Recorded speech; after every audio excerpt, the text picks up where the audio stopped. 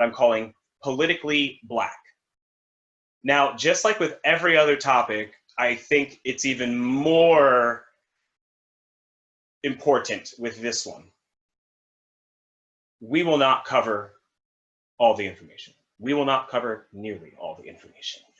Even to simply say politically Black, it has me wanting to dive off in 5 different directions simultaneously. So what we're going to do, as I say with these tough talks, is just a jumping off point to get thoughts brewing, to get conversations going, to get our eyes open and our minds understanding things in ways that we may not have perceived them before. That's education. That's growth. So, as I've themed it for Politically Black, there are a few different things I'd like to speak to, and I know others will want to speak. I see Alex has a question already written in there, and I love it, Alex, because yes, we do need to talk about the Karen phenomenon and also the other iterations of that. And that's not speaking to just saying like white women, but to all people, because we have lots of iterations of this. The weight of our words and our intentions. So excited. Where I wanted to jump off in terms of Politically Black are just kind of trying to speak to some of the, I think, first big questions that people would have. If I say Politically Black, I think the first big question is, well, what do you mean? Fair question. Like I started to say, it can mean a lot of different things. For where I want to begin, from my thoughts and my experience, I think there is a combination of misunderstanding and just a lack of awareness as to how Black people feel about politics being policies, politicians, and political expectations within our society. Again, this is just, a small speck in the great vast universe of speaking to the idea of Politically Black.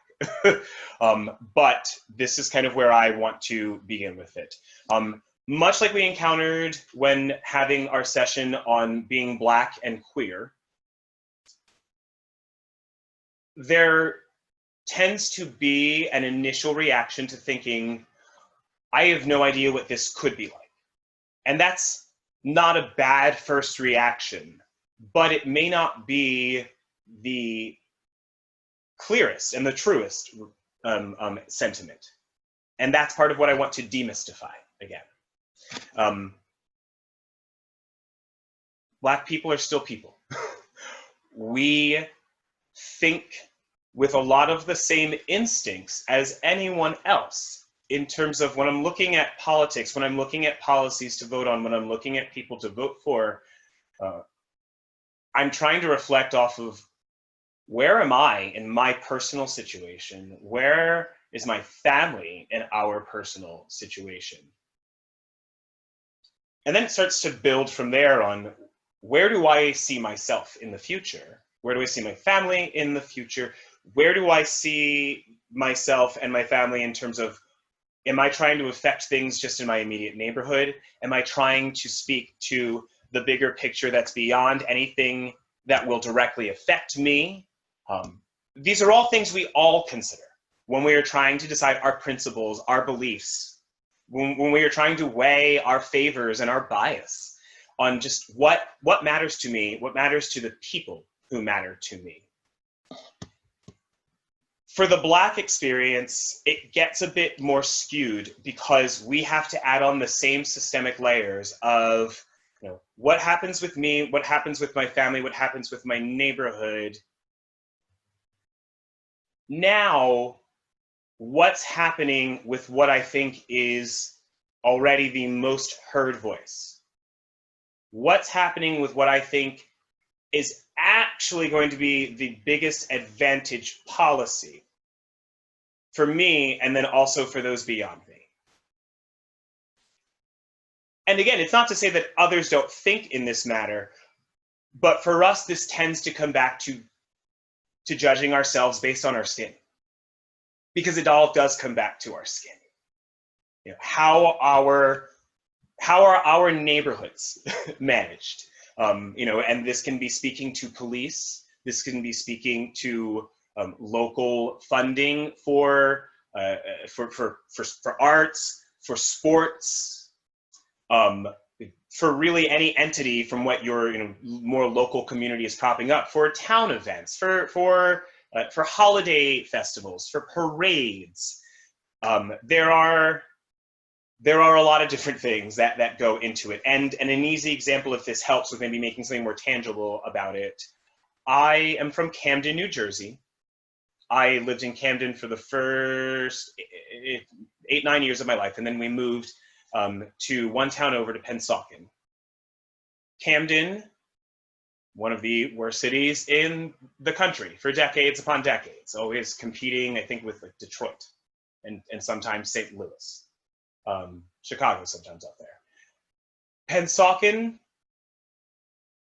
so different enough from Camden that Pennsauken schools were often used as a place to bus people in from other counties and cities and local areas as an emerging community to help people who were having problems within their own communities to come to us, because we were seen as such an icon, a beacon for that. Those are just part of the way the principles and the systems were in place. And so there were a lot of different things that affected our local community, our holidays, our curfews, versus, let's say, one that we've all started to pay a little bit more attention to, Tulsa, Oklahoma.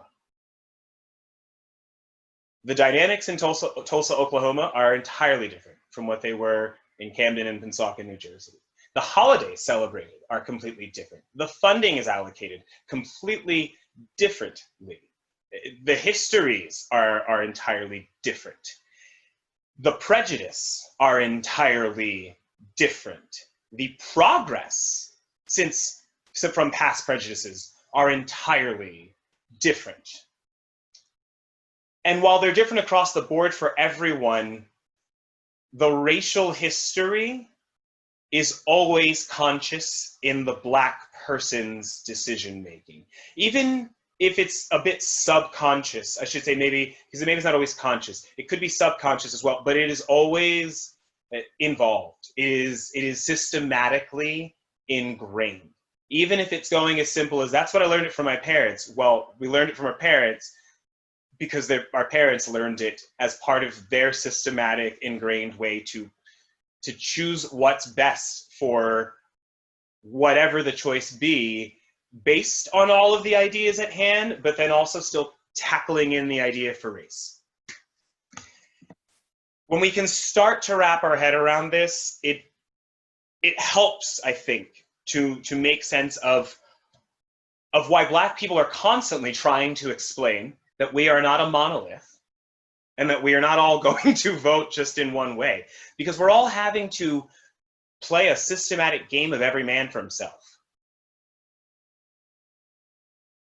We're all having to play a systematic game of every man for himself. When Black people were enslaved and this country was founded and a declaration was written saying that all men were equal and we weren't a part of that, that started our game of every man for himself. And the game truly started before that, but we could say that was the official sound off in America for the game of every man for himself, for Black people, for people of color, truly. And again, the thing we talk about from session to session is that whenever you have been in a position of being oppressed, discriminated, marginalized, or being the obviously stated minority in a situation, and that has impacted you negatively, you get a drop in the bucket, a whiff of the experience, a whiff in the air of the Black experience. And so as I talk about these things, there will be ways that you can understand it and it can remind you of experiences that you've had. It should. Hopefully it does in some way, shape, or form. That builds the understanding, that builds the conversation. That's kind of my big general overview on it. I'm going to share a couple of materials and then I'm kind of going to move this along from me because, again, it's not all about me. but I want to show some things to you, share some things with you that I believe will also just add some points of reflection on this. There are materials that I will share in the chat as well as on the different events and email chains that are going around. And this first one I want to share, whoop, I think I hit the wrong button, is, I just want to read through this passage. The course of American racial and ethnic politics over the next, trying to just get that out of my way, sorry, next few decades will depend not only on dynamics within the African American community, but also on relations between African Americans and other racial or ethnic groups. Both are hard to predict. The key question within the Black community involves the unfolding relationship between material success, oh America, and attachment to the American polity. This is who we are. The imponderable in ethnic relations is how the increasing complexity of ethnic and racial coalitions, of ethnicity-related policy issues will affect African American political behavior. Sounds like what we're living through right now. What makes prediction so difficult is not that there are no clear patterns in both areas. There are, as we are very aware of now, but the current patterns are highly politically charged and therefore highly volatile and contingent on a lot of people's choices. I think this makes a lot of sense. The scary thing is that this is from 1998. This is an article from 1998 entitled American Racial and Ethnic Politics in the 21st Century, A Cautious Look Ahead. And here we are, 2020, and this sounds like it could have been written this week. I think this is a great passage to reflect on. I think the fact that it's from 1998 is a great thing to reflect on. Because in some ways we have made progress and made changes, and in other ways we haven't. But what is clear when I come across something like this is that we are in a movement. We are in a movement, and with this movement, we can enact real change. We can empower ourselves to be more educated, to be more understanding, and to be more willing to do what we need to, perhaps more aggressively than we ever have before, to continue to correct the injustices that we have been working on for a long time. that we are acknowledging even more and even more wholeheartedly nowadays. We've been here before. We can do more now that we're here again, so that we don't have to come back to this place again and think that we didn't do enough. I won't say that we haven't done enough, but I'm going to say that we can do more, and now is a time when we can do more. A couple other articles and things I will share with you. This is a great opinion piece that just came out recently in the New York Times. The End of Black Politics. And it is written from a Black person's perspective on how Black leaders regularly fail to rise to the challenges that confront young people. What I really appreciate about this opinion article is that it speaks to the challenges Black politicians face in just getting into the same rooms and levels that all other politicians have always been able to get to, that white politicians have always been able to get to, and the compromises that sometimes are made in trying to gain those same levels. We have tales as old as time about how success can corrupt, and the higher you climb on a platform, the further out of touch you can be. Add systemic, fundamental disadvantages to it, and the issues are only magnified. And so I will share this in the chat and in the pages, but I encourage if you have time to check out this great opinion piece from the New York Times. And the only other thing I want to also share with you is a bit about this think tank organization known as Third Way. As you might be able to see on the screen, they champion modern center-left ideas. That is not necessarily why I came to this page, but I encountered an article, a study, a survey they did that I wanted to share. And before I share my information, I like to do a little bit of verification on what I'm sharing. So I was like, let's share a little bit of depth, like who these people are before we just go into it. You can see how they're an established group. They have, I think, a wonderful board, a great diverse team. And I've been reading through different bios and feeds of theirs, and it seems to be a really well-versed, informed team that they've put together. A survey they did that I will share with you, simply entitled, "A Nuanced Picture of What Black Americans Want in 2020. This comes from December, and I think this is really important because this is pre-COVID-19. We have to remember that on top of being in a movement of trying to change racial injustice in this country, we're also dealing with the pandemic. A huge, crazy pandemic that is still nowhere near under control. Perhaps that's just my opinion, but it's also how I feel. And it's what the numbers seem to be showing right now. San Diego is on the verge of rolling back some more things and probably got announced while we're meeting to get here. It's happening across the country. And so I think part of what we have to remember is where we saw ourselves going before pandemonium, and comparing that to where we are here and now. Because what we don't want to do is get so focused on the here and now, we're losing sight of what is supposed to be happening 6 months from now and a year from now in our pictures. And because we truly are in a state of preservation, the world is in a state of preservation. We're literally trying to find the ways to survive. It is very easy to forget what else is going to happen. And I'll say to that I'm also someone who speaks wholeheartedly every day on, we can't assume that we know what's going to happen in 2-3 months. I get annoyed when I have someone try to tell me like, yeah, we're going to be going and doing this in person as a gathering in 2 months. Because in my mind, we don't know if we're going to have a vaccine in 2 months. We don't know if we're going to still have, enough people alive for everyone to be convinced that it's okay to go out and about in 2 months. We don't know. With that, I have to remind myself that, because part of my mind was thinking like, I'm going to stop worrying about November. I can't stop worrying about November. I can't stop worrying about the election. If I stop thinking about the election and I just think about here and now and what I need to happen in the next 2 weeks, that's not sustainable. And that's not being true to the morality of the cause that I believe in.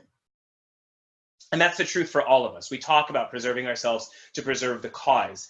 Part of that I'm realizing, especially this week, is preserving our intentions for the future, preserving our plans, or at least our intentions for the long term.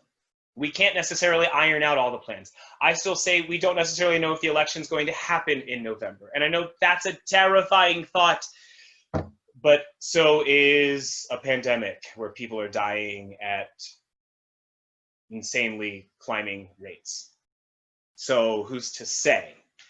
However, I cannot let that stop me from being focused on intentions for what I want to happen in the next primary election.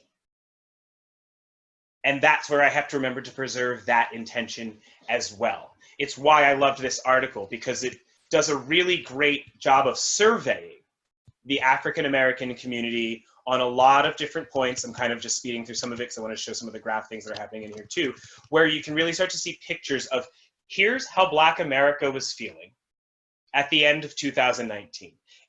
If you have friends who are, or just people you are speaking to who don't understand all of the issues within the community, and maybe there's someone who just feels that like, I can't take all of this hype right now of this cause.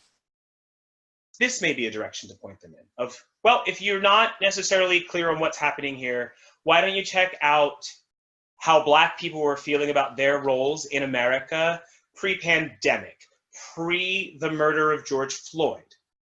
Because it's fair to say that emotions have been heightened since the pandemic and since the murder of George Floyd. That is fair to say. And it's fair to say that not everyone can digest that. That's absolutely fair to say. Sometimes we have to find another way to approach. And perhaps it's trying to help people take a step back, take a beat back from everything happening right now.